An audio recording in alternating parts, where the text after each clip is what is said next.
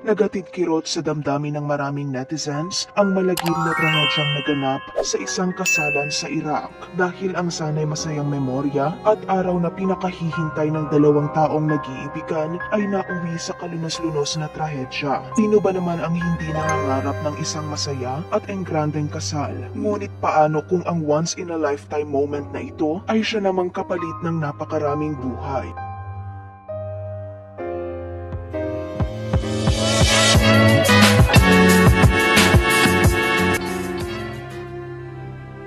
Aktual na nakuhanan ng video ang malagim na kaganapang ito sa wedding hall.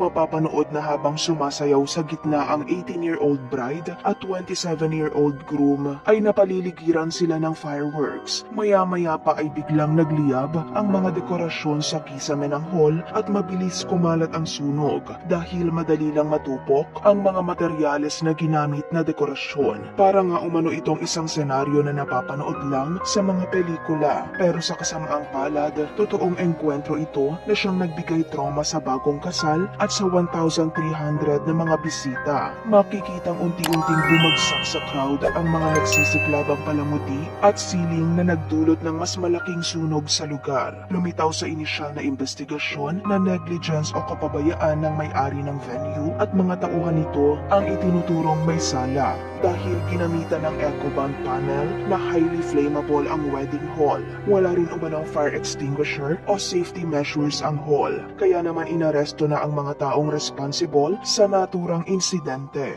Ikinasawa ito ng mahigit 100 katao at halos 500 naman ang sugatan kasama ang bride at groom, kung saan ayon pa sa investigasyon kasama sa nasawi ang ama ng bride. Nakapanayam din ang isa pang survivor na siyang DJ sa naturang kasal, pero sa kasamaang palad nasawi rin sa sunog ang kanyang fiancé.